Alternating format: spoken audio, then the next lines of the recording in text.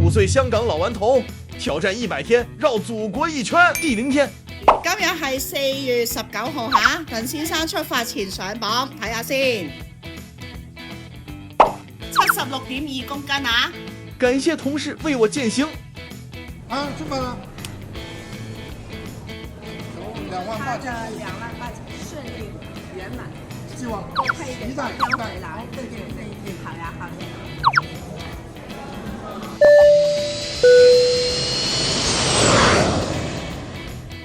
正式開始玩嘢都唔錯啦。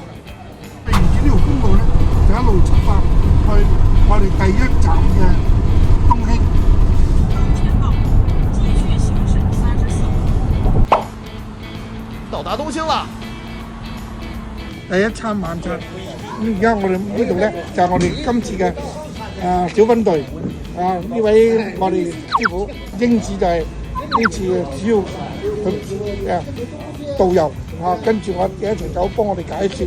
咁呢一餐咧就係越南菜，就隔壁咧隔離咧呢個不遠處咧呢個圍牆嗰邊咧就係呢個北侖河，對面咧就係呢啲菜咧就係有粵菜。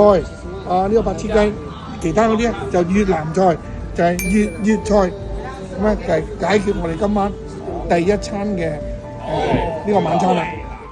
吃完飯，來看一下夜景吧。